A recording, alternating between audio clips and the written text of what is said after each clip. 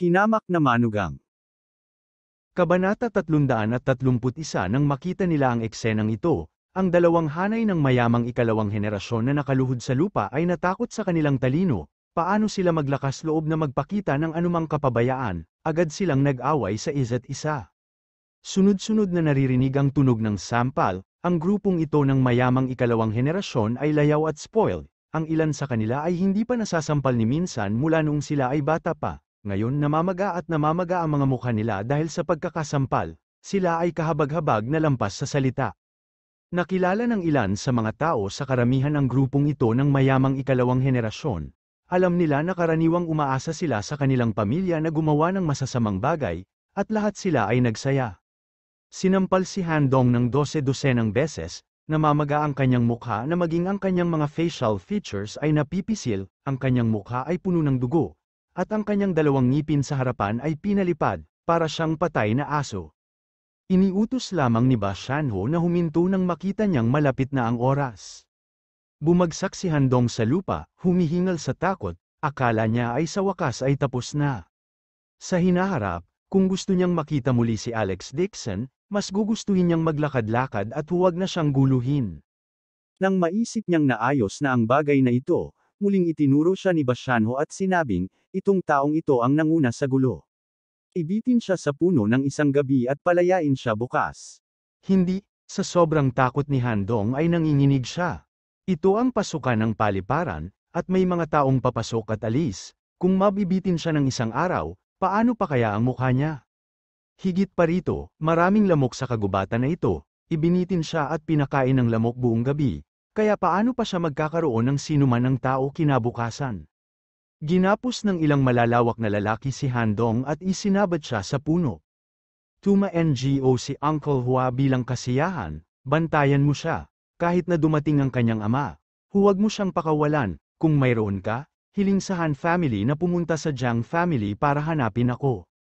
Nawalan ng pag-asa si Handong, kung ikukumpara sa Jiang family, ang Han family ay wala.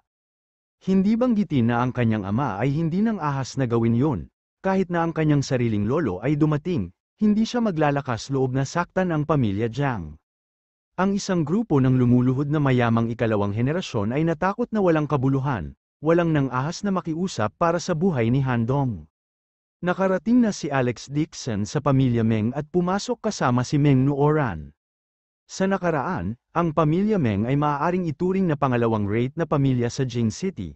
Gayunpaman, mula nang pumanaw ang panganay na anak ng pamilya Meng, ang kanyang negosyo ay nahulog sa mga kamay ng kanyang pangalawang anak. Sa nakalipas na mga taon, ang negosyo ng Meng family ay hindi maganda, at ito ay bumaba, maging ang mga pamilyang pangatlong antas sa Yan Capital ay tumanggi. May mga tao rin na mababa ang tingin sa pamilya Meng, si Handong ay isa sa kanila. Pumasok si Alex Dixon sa pangunahing bulwagan at nakita ang isang payat, nasa katanghaliang gulang na ang mga babae na naglalakad papunta sa kanya. Akala niya ay titirahin ito ng kanyang asawa, si Li Weisbing. Mabilis niyang binati at tinawag siya, Tia. Ito naman si Alex, di ba? Natisod si Li Weisbing upang suportahan si Alex Dixon. Puno ng saya ang kanyang mga mata. Nung ikinasal kayo ni Jane, may sakit ang tita mo at hindi nakapunta. Kapag gumaling na ang tita mo, babalik talaga siya kay Jinling para bisitahin. Nanlamig ang kamay niya at napangiwi si Alex Dixon. Napatingin siya sa mukha ni Li Weisbing na berde at maputi at hindi maiwasang sabihin, Tita, may sipon ba kayo at may sakit sa puso?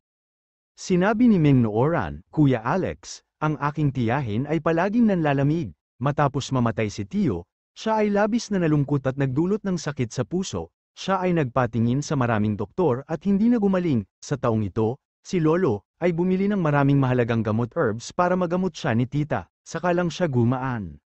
Mahina hong tuma-ngo si Alex Dixon, nakita rin niya. Ang sakit na sipon ni Li Weisbing ay hindi karaniwan, ito ay inilabas mula sa sinapupunan. Napakalubha din ng kanyang sakit sa puso, hindi siya makahinga pagkatapos ng kaunting pisikal na panganganak, not to mention going to Jinling, baka hindi na siya makalakad ng ilang hakbang kahit na pumunta siya sa Yan Capital para mamasyal.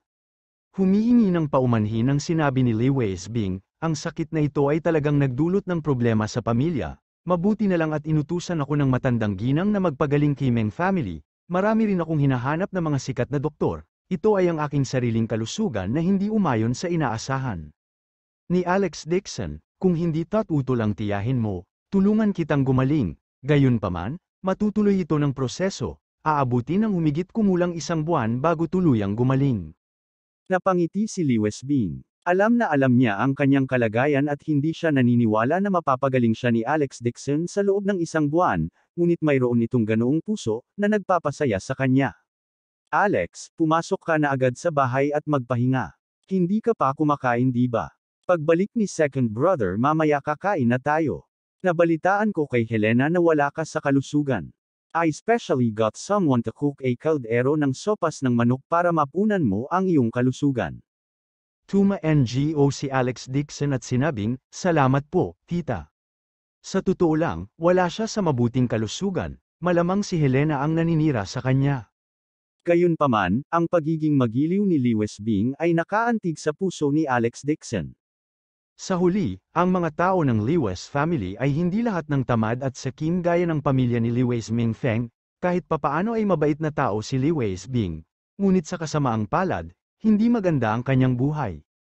Ayon sa kanyang asawa, mahirap ang buhay ng tirahan ni Lewis Bing, hindi nagtagal pagkatapos niyang ikasal sa pamilya Meng, nahihirapan siya sa buhay, namatay ang kanyang asawa, at wala siyang iniwan na lalaki at babae, maaari lamang niyang sundin ang mga alituntunin ng pamilya Meng at mamuhay bilang isang balo sa natitirang bahagi ng kanyang buhay.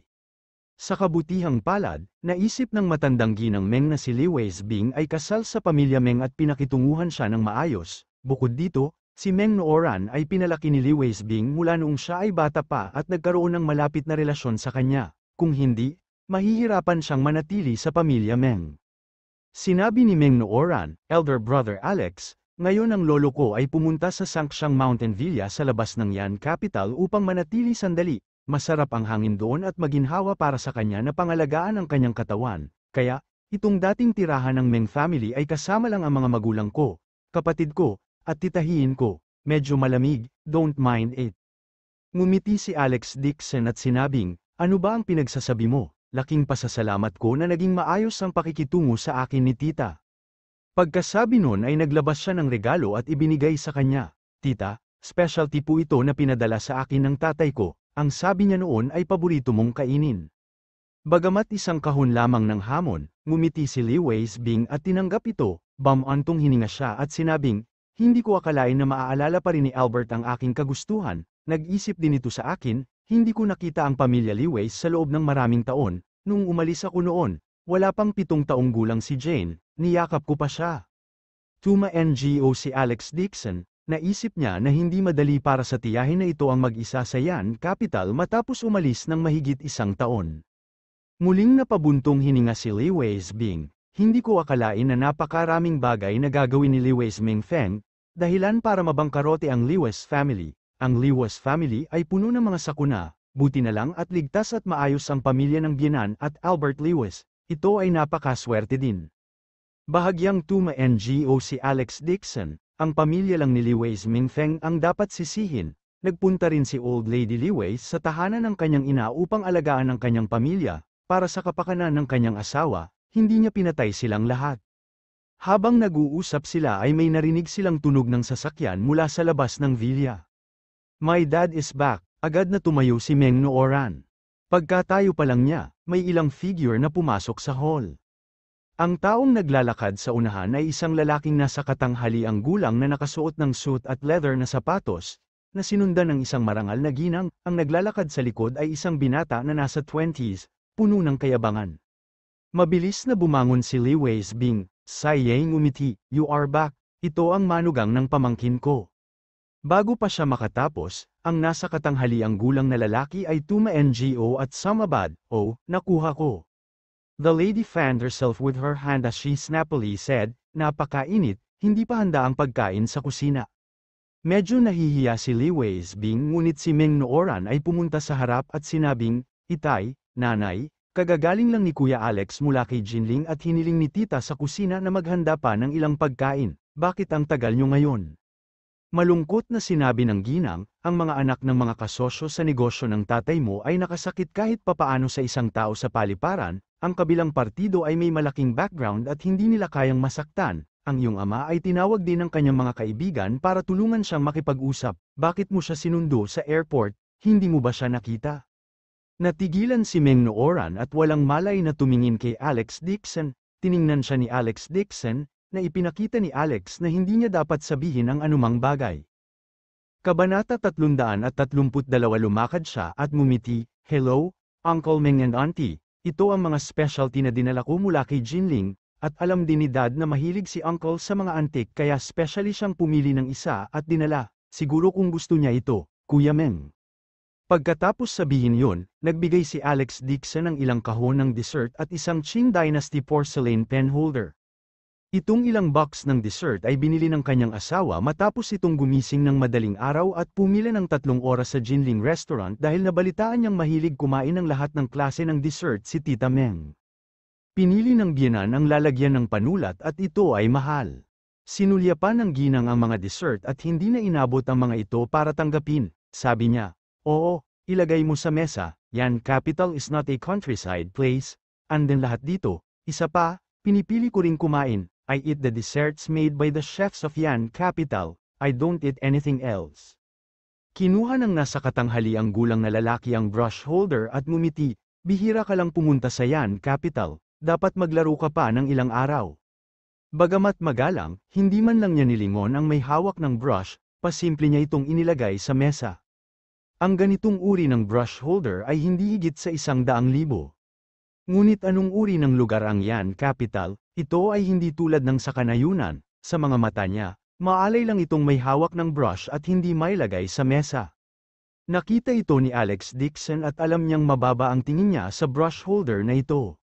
Gayunpaman, ang pen tube na ito ay isang magandang produkto na ginugol ng biyenan sa isang araw upang pumili, hindi niya matiis na gamitin ito, kaya partikular niyang sinabi sa kanya na dalhin ito kay Uncle Meng. Ang mag-asawang nasa katanghaliang gulang na ito ay ang pangalawang anak ng matandang master ni Meng, pati na rin ang mga magulang ni Meng Nooran. Ang pangalan ni Padre Meng ay Meng Ziguo. Nang pumanaw ang kanyang kapatid, kinuha niya ang kumpanya ni Meng, ang pangalan ng babae ay Qin Yuan, at siya ang namamahala sa pananalapi ng kumpanya. Ang mayabang na binata sa likuran niya ay ang kanilang mahalagang anak, si Meng Yu.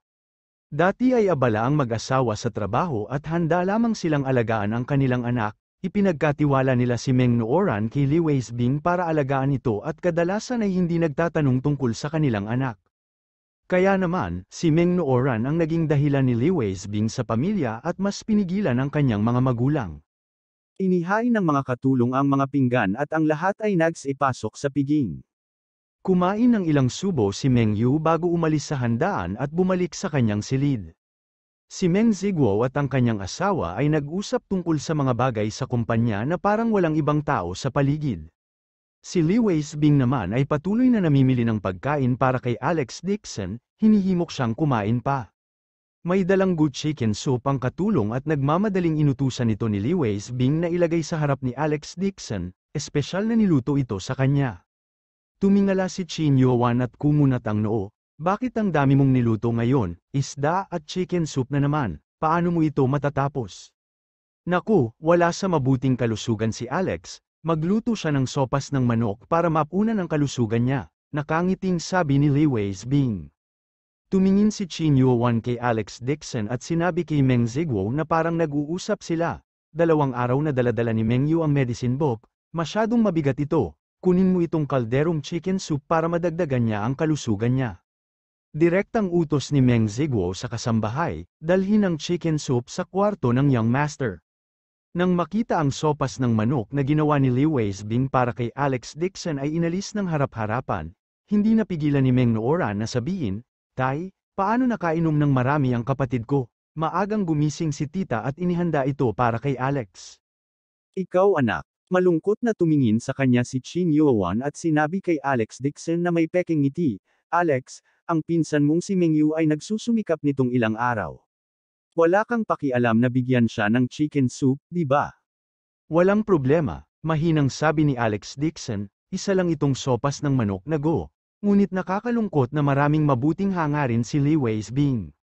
Ngumiti si Meng Ziguo at sinabing, ang anak kong ito ay napakatagumpay. Nagtapos siya sa California Medical College sa ibang bansa at pumasok sa National Clinic para magtrabaho.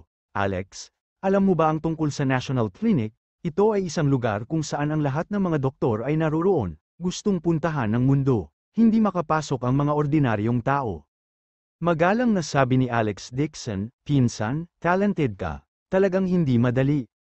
Lalong nasa sabik si Chin Yuan, buong pagmamalaki niyang sinabi, ang dakilang doktor na nag-aalaga sa aking anak ngayon ay ang disipulo ng Old 3 Yuan ng National Clinic, hanggat ang aking anak ay nakapasa sa pagsusulit ngayong taon, maaari siyang maging disipulo ni Vice Director Lu Hongjian at magdala ng kaluwalhatian sa kanyang mga ninuno. Si Lu Hongjian ba ang Deputy Director? Hindi ito inaasahan ni Alex Dixon. Ang matandang ito na may maalab na ugali, na madalas magmura sa mga lansangan, ay talagang ang Deputy Curator. Hindi mo man lang alam ito, nagpakita si Chin Yuan ng hitsura ng paghamak. Pinigilan siya ni Meng Ziguo, sa maliit na lugar nang galing si Alex, normal lang na hindi niya alam. Nang banggitin ang kanyang anak na si Meng Yu, lubos na natuwa si Meng Ziguo, ngumiti siya at sinabing, Alex, balita ko wala kang trabaho kay Jinling, di ba? Hindi mo na kailangang isipin ang National Clinic, hindi ka makakapasok kahit gusto mo, alam ko ay iilang negosyante sa Jinling, pagdating ng panahon, ipapaayos ko, sa kanila ang trabaho para sa iyo, parang driver o kung ano paman, hindi bababa ang sweldo sa account ko. Napangiti si Alex Dixon at hindi umimik, si Meng Nooran, na nasa tabi niya, ay halos mabulunan sa kanyang pagkain. Ang kanyang mga magulang ay pinupuri ang kanyang kapatid na si Meng Yu sa mesa, ngunit hindi niya alam ngayong umaga, si Lu Hongjian mula sa National Clinic ay talagang dumating upang salubungin si Alex Dixon ng personal, at gusto pa niyang humiling sa kanya, na pumunta sa National Clinic at pag-usapan, mga kasanayang medikal. Kung hindi lang siya tinitigan ni Alex Dixon, hindi niya naiwasang sabihin sa kanya ang totoo. Sa oras na ito, tumayo si Meng Ziguo at sinabing, kumain na kayo. May gagawin ako, kailangan ko nang umalis. Dad, ano yon? Tanong ni Meng Nooran. Kumunat ang noo ni Meng Ziguo at sinabing, it's still not about my business partners. Nagpunta ang anak nila sa airport para manggulo, si Ba Shanhu at Uncle Hua ay parang nag-provoke ng ilang makapangyarihang tao, ang anak ng isa sa kanila, binitay pa siya sa isang puno, sinasabing na-offend niya ang isang hindi kapani-pani walang pigira, nakiusap lang sa akin ang kaibigan ko na makiusap. Sa huli, hindi man lang siya nakita ni Ba Shanhu, ibinaba na lang niya ang tawag. Paano niya sinaktan sina Ba Shanhu at Uncle Hua? Ang dalawa ito ay hindi dapat ipagwalang bahala, nagulat si Li Weisbing. Sabi ni Meng Ziguo sa pagkadismaya, hindi lang gulo, nabalitaan ko na nasaktan mo ang isang tao na mas makapangyarihan pa kay Ba Shanhu, siya ay binata pa lamang, kadadating lang niya sa kabisera. At ang grupong ito ng mga young master ay hindi alam ang kalawakan ng langit at lupa, nagtungo sila upang makipag-usap sa kanya, ngunit ngayon ay nagdudulot sila ng kaguluhan. Nagulat din si Chin Yuan at sinabing, ang isang dayuhan ay talagang may napakalaking impluensya sa Jing City, siya ay dapat na isang malaking shot, na mamahala sa bansa. Tanungin kung sino ang malaking shot na ito, sa hinaharap, kapag nakita natin siya, kailangan nating makipagkaibigan sa kanya. Of course, sabi ni Meng Ziguo sa malalim na boses at tumingin kay Meng Nooran. Kung ang kabilang partido ay talagang isang taong may mahusay na pangitain, hindi lamang niya gagawing sipsipin ang kanyang anak sa kanya, nais din niyang palabasin ang kanyang anak na babae. Hindi niya alam kung ang kabilang partido ay may gusto sa kanyang anak na babae. Parang may naisip si Meng Ziguo, nga pala, Alex, kailan ka babalik sa Jinling? Aalis ako pagkatapos kong matapos ang aking negosyo, sabi ni Alex Dixon. Naiinis na siya dito, hindi niya akalain na ang pamilya Meng ay aasahan na umalis kaagad pagdating niya. Mabuti naman, tuma-NGO si Meng Ziguo, pagbalik mo kay Jinling, hihilingin ko sa isang tao na maghanap sa iyo ng trabaho bilang isang driver, maaari kang pumunta sa trabaho ng payapa mula ngayon, kung hindi kailangan, hindi mo na kailangang pumunta sa Yan Capital. Sa anumang kaso, pumunta si Alex Dixon sa Yan Capital para humingi ng pabor sa pamilya Meng, nag-ayos siya ng trabaho bilang driver para sa pamilya Meng, na overestimated na niya si Alex Dixon, para maiwasan niyang pumunta sa Meng family tuwing 2 o 3 araw. Pagkasabi nun ay nagmamadali siyang umalis, hindi man lang niya binati si Alex Dixon. Lumingon si Chin Yuan at binago ang paksa, sinabi niya, "Nooran, tandaan mo ang sinabi mo sa iyong ama kahapon, sa ilang araw, magbihis ka at kumain kasama si Young Master Lee." "Nay, sabi ko hindi ako makakapunta sa blind date," agad na sagot ni Meng Nooran. "Ano pa ba si Young Master Lee? Nasa 40 na siya at playboy pa lang, balita ko marami na ang mga babaeng artistang nakakuha, abortion para sa kanya." Hinayla ni Chin Yuan ang kanyang mukha at pinag-uusapan, "Anong klaseng pamilya ang Lee family, ang swerte mo na mapapangasawa mo siya, at saka, ang kumpanya ng tatay mo ay kasalukuyang masikip ang budget, sabi ng kabilang partido basta magpakasal ka, Jan, mag-i-invest ka ng 50 million, paanong ang batang tulad mo ay napaka-insensible." Galit na galit si Meng Nooran kaya namula ang kanyang mga mata, "Ikakasal ako sa ganitong uri ng tao sa halagang 50 milyon, hindi ako pupunta." "Kailangan mong pumunta kahit ayaw mo," inilagay ni Chin Yuan ang kanyang chopsticks sa mesa, wala siyang pakialam na naroroon si Alex Dixon at pinagalitan sa mabagsik na boses, "This is for the Meng family, not to mention Young Master Lee, kahit matanda na, basta may nag-invest ng 50 million para sa kumpanya ng tatay mo, kailangan mong pakasalan ang taong yun." Hindi nakatiis si Lee Weisbing at pinigilan siya, "Tingnan muna natin." Narinig ni Young Master Lee na kahit ang mga bulaklak ay hindi na kayang manganak. "Sister-in-law, ito ang tinuturuan ko ng leksyon ng aking anak, huwag kang humarang." Si Chin Yuan ay hindi nagpigil, hindi niya akalain na si Meng Nooran ay pinalaki ni Lee Weisbing at hindi niya ito pinalaki ng isang araw. Galit na galit si Meng Nooran kaya tumulo ang luha sa kanyang mga mata, agad siyang tumayo at tumakbo palabas habang umiiyak. Kabanata 333. Mabilis siyang bumangon at ibinagsak ang sopas ng isda sa kanyang harapan. Ang kumukulong isda na sopas ay tumalsik sa likod ng kanyang kamay at agad na napaltos. Napasigaw si Lee Weisbing sa sakit, "Nooran, huwag mo siyang pansinin." Malamig na sinabi ni Chin Yuan, "Sino mang mag-invest ng 50 milyon para sa kumpanya ay kailangang magpakasal kung kanino." Nag-aalala ang ekspresyon ni Lee Weisbing ngunit alam niyang wala siyang masabi at malungkot na buntong hininga. Noong panahong yun, inayos niya ang kasal sa pagitan ni Meng Nooran at Mark Lewis upang hayaan siyang makahanap ng pamilyang masisigurado. Hindi niya inaasahan na ang tagumpay ni Mark Lewis ay peking lahat. Pinalaki ni Lee Weisbing si Meng Nooran at itinuring siyang parang sarili niyang anak. Nang makita niyang ikakasal siya sa apoy, naging malungkot ang kanyang kalooban at namutla ang kanyang mukha. "Tia, wala sa posisyon si Alex Dixon para magsalita." Nang makita niya ito, ay nalalayan niya si Lee Weisbing at nag-inject ng bakas ng spirit energy sa katawan nito. Agad na bumuti ang pakiramdam ni Lee Weisbing at nagpapasalamat na tuma-NGO sa kanya. Hindi nawala ang natitirang galit ni Chin Yuan, tumingin siya kay Alex Dixon at may sinabi sa kanyang mga salita, "Madalas kang pinag-uusapan ni Nooran sa bahay, ikaw yun, gayunpaman, nais ng aking Nooran na pakasalan ng isang taong may kapantay na katayuan, mas mabuting isipin na lang, ang ibang tao." Tiniis ito ni Alex Dixon at mahinang sinabi, "Tita Meng, hiniling sa akin ng aking asawa na magpadala sa iyo ng kanyang pakiramdam." "Oh, so you have a wife, then I am relieved." Agad na nakahinga ng maluwag si Chin Yuan at tumayo para umalis. Wala siyang pakialam kay Alex Dixon, kaya hindi niya alam ang tungkol dito. Si Lee Weisbing na lang ang naiwan sa mesa, bamantong hininga siya nang may paghingi ng tawad, "Alex, hindi maganda ang pakikitungo sa iyo ng tiyahin mo ngayon, hinayaan mo pa siyang makakita ng biro." "Tita, natutunan ko na ang acupuncture dati, tutulungan kita sa acupuncture sa braso mo at ayusin ang katawan mo," sabi ni Alex Dixon. Tuma-NGO si Lee Weisbing at iniunat ang kanyang kamay, bamantong hininga siya at sinabing, "Si Nooran, ang batang ito, ay mahirap din ang buhay." Si Meng Yu lang ang pinahahalagahan ng kanyang mga magulang at wala man lang pakialam sa kanyang nararamdaman. "Ikaw, ay comfort siya ng kaunti, mamaya."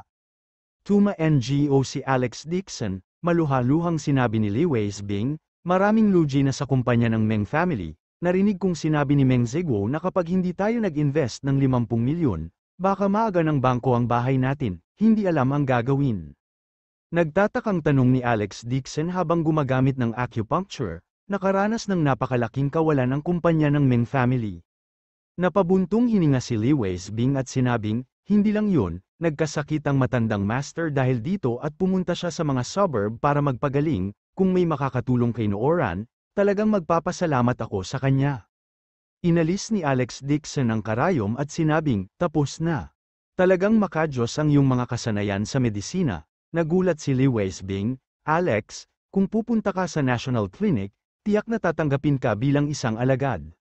Tinusok lang siya ni Alex Dixon ng isang dosenang karayom, ngunit comfortable ang buong katawan niya, at nawala ang maraming malamig na chi sa kanyang katawan.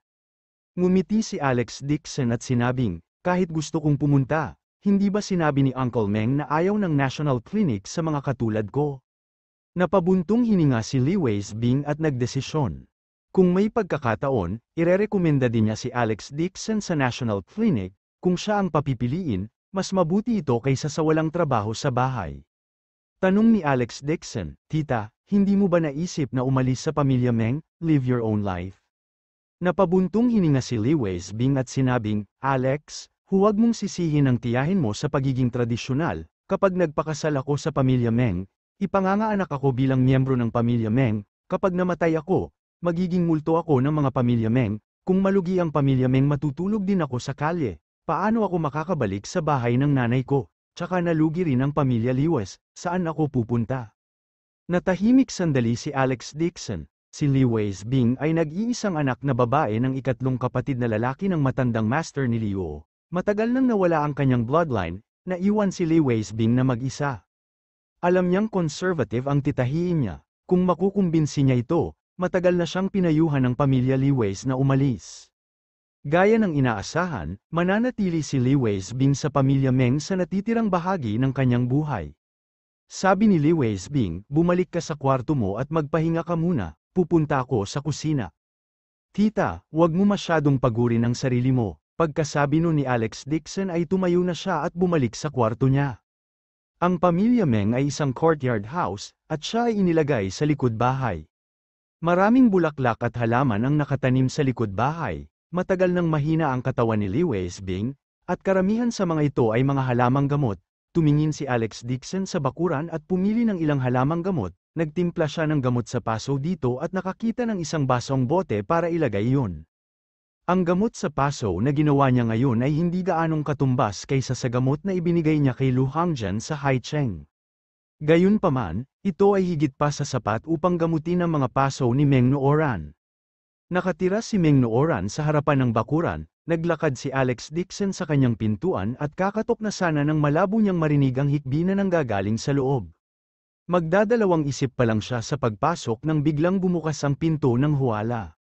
Nakita niya si Meng Nooran na nakatayo sa harap niya na gulong-gulo ang buhok, nakasuot siya ng puting pantulog na may luha sa kanyang mukha.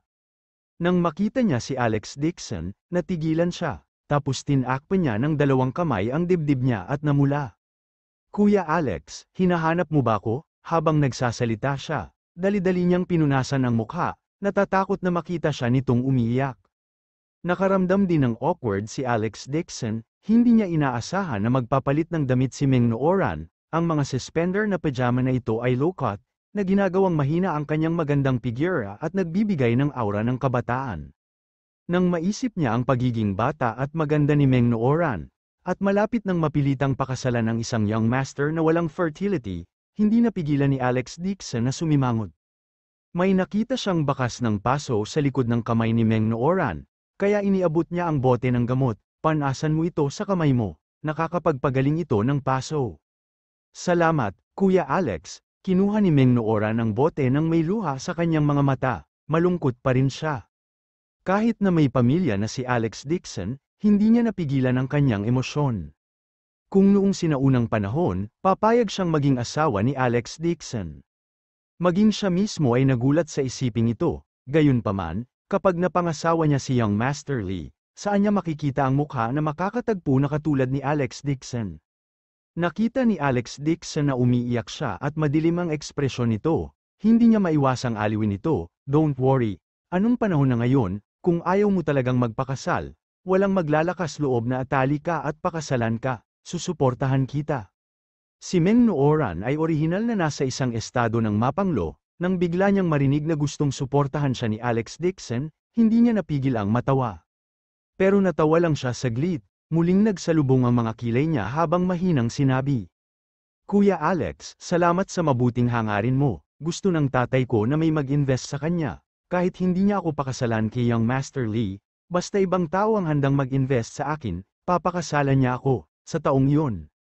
Ito ay 50 milyon lamang, hindi inisip ni Alex Dixon na ito ay isang malaking bagay. Tumingin si Meng Nooran sa kanya at may gustong sabihin ngunit pinigilan niya ang sarili. Ang 50 milyon ay hindi maliit na halaga, hindi man nalugi ang Lewis family, mahihirapan silang kunin ang halaga nito. Kaya naman, naisip na lang niya na inaaliw siya ni Alex Dixon. Gabi na noon, pagkaabot ni Alex Dixon ng ointment ay ayaw na niyang magtagal kaya tumalikod na siya at bumalik sa kwarto niya. Ang kalooban ni Meng Nooran ay komplikado, tumalikod siya at bumalik sa kanyang silid, pinunasan ang pamahid sa kanyang kamay. Pagpupunas pa lang niya sa pinto, narinig niya ang dalawang katok sa pinto. Nagulat si Meng Nooran at mabilis na binuksan ang pinto. Kuya Alex, may iba pa ba? Bago pa siya matapos ay nawala ang ngiti sa labi niya. Ang taong nakatayo sa labas ng pinto ay ang kanyang kapatid na si Meng Yu. Sa tingin mo ako si Alex Dixon? Naiinis na sabi ni Meng Yu at diretsyong nagtanong, kakasabi lang ni Mama na kinontra mo siya nung dinner, may ganun ba? Kinabahan si Meng Nooran at hindi inaasahan na darating ang kanyang kapatid at tutuligsa sa kanya. Nangangatwiran siya, sinabi sa akin ni nanay na pakasalan ko si Young Master Lee, ayaw ko. Itinaas ni Meng Yu ang kanyang kamay at sinampal ang kanyang mukha, nag-aapoy ang mukha ni Meng Nooran at napatakip siya ng mukha sa gulat, may tagalabas na kumakain sa bahay at naglakas loob kang bastyusan si nanay, anong klaseng ugali ka? Si Meng Yu ay kumilos bilang isang senior na kapatid at sinaway siya ng malupit. Kabanata 334. Umiyak si Meng Nooran, hindi tagalabas si Kuya Alex. Hindi siya galing sa pamilya namin ni Meng. Sabi ni nanay, pumunta siya sa Yan Capital dahil gusto niyang kumapit sa Meng family namin, matigas na sinabi ni Meng Yu. Huwag mong isipin na hindi ko alam kung ano ang iniisip mo. Hindi mo ba gusto ang magsasaka na ito na nagngangalang Dixon? Huwag mo na itong isipin. Itong bansang bumpkin ay may asawa na. Ngunit ikaw ay nag-iisip pa rin buong araw. Isa lang itong kahihiyan sa aming pamilya Meng. Sa paglabas ng kanyang kapatid, si Meng Nooran ay nanginginig saglit. At agad na kami na ang kanyang kahanga-hangang ugali, humihikbi siya at sinabing, ako, hindi ko ginawa. Huwag kang sumama, kung hindi dahil sa pamilya Meng, pinalayas ko na sa bahay ang isang kagaya mo, sigaw ni Meng Yu, linisin mo ang kalat sa loob ng ilang araw at mag-blind date ka, kung hindi, makasalanan ka sa pamilya Meng, at mapapatalsik ka sa pamilya. Si Meng Nooran ay hindi nang ahas na magsalita pabalik, ibinaba niya lang ang ulo niya at tahimik na umiyak. Wala siyang katayuan sa pamilya, kahit sa harap ng kapatid niya ay wala siyang karapatang magsalita. Matigas na sinaway siya ni Meng Yu at aalis na sana nang bigla niyang napagtanto na may hawak siyang bote sa kamay at sumigaw, ano ito? Nanliit si Meng Nooran at sa takot ay nagsabi, ang gamot na ibinigay sa akin ni Kuya Alex, ngayon lang nasunog ang kamay ko. Matagal ka nang nakasama nitong bansang bumpkin, bakit naging tanga ka rin, isang bansang bumpkin na tulad niya na nanggaling sa mahirap sa lugar, hindi ka ba natatakot na ang mga bagay na ibinibigay niya sa iyo ay makamandag, as nagsalita si Meng Yu, inagaw niya ang bote sa kamay niya. Naging balisa si Meng Nooran at inabot ito para bawiin ito, ibalik mo sa akin. Malamig na ngumuso si Meng Yu at itatapon na sana ang bote ng gamot nang bigla niyang makitang wala ni isang marka ng paso sa kamay ni Meng Nooran. Hindi niya maiwasang sumimangot at sumigaw, di ba sabi mo na sunog ka? Sabi ni Meng Nooran, pinapunas ko lang ang gamot na ibinigay sa akin ni Kuya Alex, hindi na masakit. Habang nagsasalita siya, sinubukan niyang tumayo sa kanyang tiptoes para bawiin ang bote. Pinahahalagahan niya ang lahat ng ibinigay sa kanya ni Kuya Alex. Heto na, nagulat si Meng Yu, hindi niya maiwasang mapatingin sa bote ng gamot sa kamay niya. Paano ito posible, kalahating bote lang ng gamot, pero kaya nitong gawing kasing kinis ng dati ang napaso na kamay ni Meng Nooran. Higit pa rito, pinag-isipan ni Deputy Director Lu Hangjian ng National Clinic ang kanyang utak upang lumikha ng ganitong uri ng nakakapasaw na gamot, matapos ang mahigit 100 pagtatangka, nabigo siya. Kung makakaisip siya ng formula para sa gamot na ito, hindi ba niya makukuha ang pabor ni Lu Hangjian? Marahil ay agad niyang tatanggapin si Lu Hangjian bilang kanyang disipulo. Lihim na natuwa si Meng Yu, hindi niya inaasahan na si Alex Dixon, ang bumpkin na ito, ay talagang may pakinabang sa basurang gamot na dala niya, nagkaroon lang na magagamit niya ito. Sa pag-iisip nito, agad-agad at halos itinulak ni Meng Yu si Meng Nooran palayo, nagkunwari siyang itinapon ang bote ng gamot sa lawa at tumalikod na para umalis. Sa katunayan, palihim niyang hinablat ang bote ng gamot sa kanyang kamay. Tamang-tama, si Meng Nooran ay sumugod sa tabing lawa at nag-aalalang naghanap. Idiot, ngumuso si Meng Yu at tumalikod para umalis.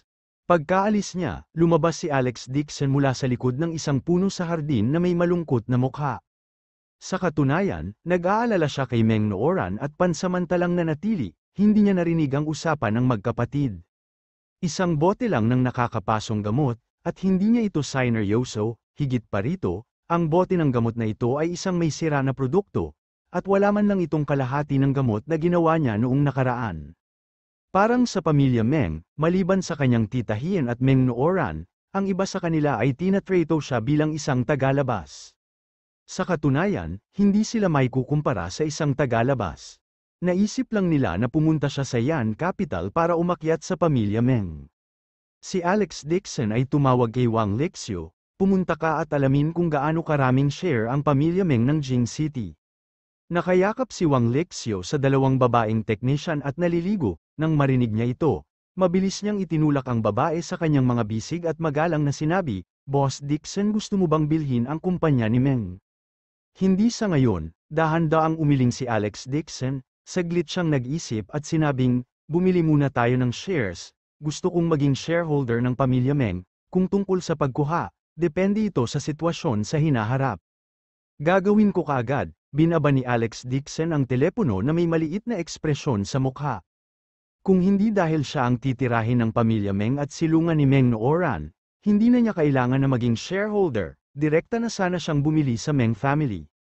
Nang gabing iyon, tinawagan ni na Su Chingcheng at maliit na titahiin na si Dixon Shenglan ang isa't isa para tanungin siya tungkol sa pagpunta sa kabisera. Ang sabi lang ni Alex Dixon ay business matter at mananatili siya sa Meng family ng ilang araw bago umalis. Tungkol naman kay Tito at tiya niya, malamang natakot sila na manatili siya sa bahay, not to mention text messages, hindi man lang sila tumawag sa telepono. Tumawag din si Lu Hangjian, ibinaba niya ang kanyang mukha at nakiusap na makita siya bukas, sinabi na mayroon siyang ilang mga katanungan na nais niyang itanong sa kanya. Hindi makatanggi si Alex Dixon sa pangungulit ni Lu Hangjian at sumang-ayon lamang siya. Kinaumagahan, nakilala ni Alex Dixon si Meng Nooran sa looban, nang makitang namamaga ang kanyang mga mata, binalak niyang umakyat at magtanong sa kanya ng ilang katanungan. Saktong pag-angat niya ng paa niya ay may humarang sa harapan niya. Alex Dixon, layuan mo ang kapatid ko, tumingala si Alex Dixon at nakita si Meng Yu na humarang sa kanyang harapan na may pares ng galit sa mga mata, nakatingin sa kanya mula sa gilid ng kanyang mga mata. Malamig niyang sinabi, titingnan ko ang paso sa likod ng kamay ni Nooran. You don't have to worry about my sister, may asawa ka na, tapos gusto mo pang patulan ang kapatid ko. Ngumuso ng masama si Meng Yu at sinabing, at saka, kahit hindi ka kasal, hindi ka karapat-dapat sa kapatid ko, sumuko ka na lang. Si Meng Nooran, na nakikinig sa gilid, ay namula at mabilis na sinabi, Kuya, anong kalokohan ang sinasabi mo? Masyado kang mag-isip, bamuka ang bibig ni Alex Dixon at hindi man lang tumingin kay Meng Yu, diretso siyang nilagpasan. Bakas sa mukha ni Meng Yu ang pang-aalipusta, ngunit bigla siyang may naalala. Agad niya itong pinigilan at mayabang na tanong. Alex Dixon, paano mo ginawa ang gamot na binigay mo sa kapatid ko? Buong gabi niya itong pinag-iisipan, ngunit hindi niya moari ang mga sangkap. Hindi man lang lumingon si Alex Dixon at sinabing, ibang tao ang nagbigay nito sa akin. Pagkasabi nun ay lumabas na siya ng pinto, hinawakan ni Meng Yu ang alikabok sa kanyang ilong at sa sobrang galit ay nagmura siya, Country bumpkin. Gusto mong sipsipin ang pamilya Meng dahil binigyan mo lang kami ng basura, mangarap ka? Lumabas si Alex Dixon sa pamilya Meng at agad na naramdaman na naging maganda ang kapaligiran. Hahapin na sana niya si Lu Hangjian nang may nakita siyang bagay sa basurahan sa kanto. Dumilim ang mukha ni Alex Dixon, ang nakalagay sa basurahan ay ang pastry na binigay niya kay Tita Meng kahapon. Hindi man lang niya binuksan ang packaging at itinapon na lang sa basurahan. Ito ay isang bagay na espesyal na binili ng kanyang asawa pagkatapos ng ilang oras. Ito ay isang tanda ng pagpapahalaga, ngunit ito ay nasira ng pamilya Meng. Malamig ang ekspresyon ni Alex Dixon, at isang matinding liwanag ang sumilay sa kanyang mga mata. Si Meng Yu ay puno ng galit, kaya ginamit niya ang pagkakataong ito para palitan si Meng Nooran ng ilang beses, pinagalitan siya nito hanggang sa tumulo ang luha niya, saka siya lumabas sa National Clinic. Tumanggi si Alex Dixon na sabihin sa kanya, handa siyang pag-aralan ang formula ng gamot ng may matinding pag-iingat, kung makakahanap siya ng clue, agad niyang makukuha ang pabor ni Lu Hangzhen. Pagdating ni Meng Yu sa National Clinic, naging mapagpakumbaba agad ang kanyang ugali, yumuko siya at yumuko sa lahat. Bagamat ang kanyang ama ay nagyayabang sa buong lugar, sa katunayan, siya ay isang intern pharmacist lamang sa National Clinic, hindi man lang siya ma-rank bilang isang ordinaryong doktor. To put it bluntly, gumagawa lang siya ng mga kakaibang trabaho sa batika. Kaya lang, napakaganda ng reputasyon ng National Clinic, isa lang siyang odd-job apprentice, at iba ang tingin nito sa kanya. Matagal nang naging abala si Meng Yu, ngunit wala pa rin siyang nakuha. Sa sobrang galit niya ay pinagalitan niya si Alex Dixon dahil may itinatago sa puso niya. Sa sandaling ito, biglang nagkagulo sa clinic, 4 o 5 mamahaling sasakyan ang nakaparada sa harap ng pinto, 2 hilera ng mga bodyguard na nakaitim ang nakahanay ng maayos sa magkabilang gilid. Bumaba sa kotse ang isang babaeng may mataas na klaseng may bitbit na bata na may pag-aalala sa mukha at nagmamadaling pumasok sa mansyon.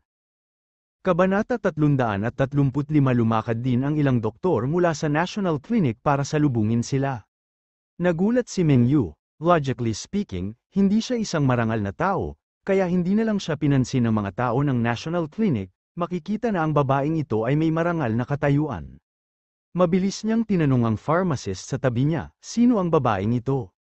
Hindi mo lang alam, siya ang bagong string na pinakasalan ni Third Master Jiang. Pamilya ni Jiang, saglit na natigilan si Meng Yu. Pambihirang background ang babaeng ito, kahit na si Third Master Jiang ay isang malayong kamag-anak lamang ng Jiang family, ngunit ang Jiang family ay isa sa 4 na malalaking pamilya sa Yan capital. Ang malayong kamag-anak lamang na ito ang target na susubukan ng mga pangalawa o pangatlong antas ng pamilya na makamit ang kanilang makakaya upang makakuha ng pabor. Nandito ba si Master Lu? Nag-aalalang tanong ng ginang. Ikinalulungkot ko, si Master Lu ay nakatanggap ng isang mahalagang panauhin ngayon at sinabing hindi siya kukuha ng anumang mga pasyente, maaari kang pumunta sa aming klinika upang humingi ng paggamot. Nang marinig ito ng ginang, labis siyang nabalisa. Kilala ko lang si Master Lu. Ay mo sa akin, may apurahang bagay akong tanungin si Master Lu para sa paggamot. Nasunog ang mukha ng bata sa langis, pakiusap tulungan mo si Master Lu. May karga siyang 3 o 4 na taong gulang na batang babae sa kanyang mga bisig. Siya ay umiiyak at umiiyak, nasunog at paltos ang kaliwang bahagi ng mukha niya. Nang makita ito, napakunot ang noo ng mga manggagamot. Ang mga paso lamang ay sapat na upang masira ang anyo ng bata, lalo na ang isang bata, kahit sa Art of Rejuvenation, malamang ay mag-iiwan nito ng peklat sa mukha ng bata. Higit pa rito, may kakaibang ugali si Lu Hangzhen, kung naiistorbo siya kapag hindi niya ginagamot ang pasyente, papagalitan niya o hahabulin pa ang pasyente palabas ng clinic, walang nang ahas na kumuha ng ganoong panganib. Ang ginang ay umiyak at nagmakaawa, hanggat sino man ang tumulong sa akin na ipasa ang mensahe kay Master Lu at gamutin ang mukha ng aking anak, gagantimpalaan kita ng napakagandang, ang sinumang magpasa ng mensahe ay handang magbayad ng 5 milyong yuan para sa sakay. Maging ang mga doktor na nakasanayan ng makakita ng mga mayayamang tao ay nag-click sa kanilang mga dila sa kanyang pagkabukas palad. Ang transmission lamang ay hindi 5 milyong yuan. Gaya ng inaasahan ng mayamang Jiang family, kahit na ang isang malayong kamag-anak ng Jiang family ay may napakayamang pamilya. Ang 5 milyon ay hindi maliit na halaga, masyadong natukso si Meng Yu, nakita rin niya ang mga paso sa bata, kaya't nagngangalit ang kanyang mga ngipin at naglakad pasulong. Mrs. Yang, kung naniniwala ka sa akin, hayaan mo akong gamutin ang iyong anak. Ikaw, nataranta ang ginang at sinulyapan ang karatulang nakasabit sa kanyang leeg, isa ka lang intern na parmasyutiko, anong karapatan mong magsalita tungkol sa paggamot? Ngumiti si Meng Yu, bagaman ako ay isang intern na parmasyutiko, ako ay dating isang PhD mula sa isang medikal na universidad sa ibang bansa, ang aking direksyon sa pagsasaliksik ay nakakapaso sa mga pinsala, higit pa rito, ako ay masunurin rin ni Master Lu. Ang huling pangungusap ay isang kasinungalingan. Sa anumang kaso, tiwala si Meng Yu na hanggat sinasaliksik niya ang formula ng gamot na ito, tiyak na kukunin siya ni Lu Hangzhen bilang kanyang disipulo. Ito, nag-aalinlangan ng ginang, gayunpaman, hindi binuksan ni Lu Hangzhen, na magaling sa paggagamot ng mga paso, ang kanyang pinto. Kinagat niya ang kanyang mga ngipin at sinabing, maniniwala ako sa iyo sa pagkakataong ito, kung may problema sa paggamot, hindi ka lilimutin ng Jiang family.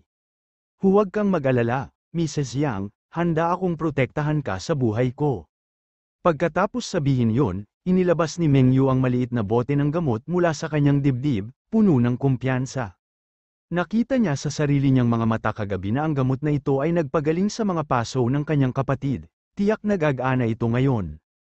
Inilapat ni Meng Yu ang gamot sa kamay ng bata. Kinabahan ng mga tao, at nagkukumpulan din ang mga doktor sa kanilang paligid. Nakita ng bata na katatapos lang nilagyan ng gamot, agad itong tumigil sa pag-iyak, ang sakit sa kanyang mukha ay himalang nawala rin, at isang peklat ang makikita sa kanyang mukha sa bilis na nakikita ng mata. Umiip ang hangin, at nahulog ang matigas na pilat. Ang kanyang mukha na kanina pa ay napaso hanggang sa mapuno ng mga bukol at butas, ay hindi inaasahang kasing kinis ng dati, wala man lang gallows. Master Meng, napaka-Diyos mo talaga, bakas sa mukha ng babae ang pagsamba, talagang disipulo ka ni Master Lu. Nagulat din ang mga doktor sa paligid, hindi pa nila nakita si Meng Yu na may ganoong kaimahimala na kasanayang medikal. Si Meng Yu ay tuwang-tuwa, ngunit ang kanyang mukha ay hindi nagpapakita ng kahit katiting na kagalakan, napangiti siya ng mahinahon, dapat ay. Napakabait ni Master Meng, iniligtas niya ang buhay ng aking anak, nagpakita ng pasasalamat ang ginang sa kanyang mga mata, nagpasalamat siya kay Meng Yu at sinabing, maglipat ng maraming milyon sa account ni Master Meng, mangyaring tanggapin ang bayad. Tuwang-tuwa si Meng Yu kaya napalunok siya, wala pang 5 minuto, 10 milyon na ang nasa kamay niya. Masyadong madaling nakuha ang perang ito, kung nakuha niya ang formula para sa paglilinis na gamot na ito, hindi ba siya magiging bilyonaryo sa loob ng ilang minuto? Pagkaalis ng maharlikang ginang at ng iba pa, mabilis na nakahanap ng dahilan si Meng Yu para makauwi, binalak niyang tanungin si Alex Dixon tungkol sa paglabas ng gamot sa kanyang bibig. Sa isang pribadong silid na nababalutan ng berdeng kawayan sa likod bahay ng pambansang ospital. Kalmado si Alex Dixon habang nakaupo sa tapat ni Lu Hangzhen. Gayunpaman, ang karaniwang pag-uugali ni Lu Hangzhen bilang isang master ay ganap na naiiba, at siya ay may sabik na ekspresyon sa kanyang mukha. Kuya Dixon, paano mo talaga ginawa ang gamot na yun? Ilang buwan ko na itong hinahanap, pero 10 formula lang ang nagawa ko.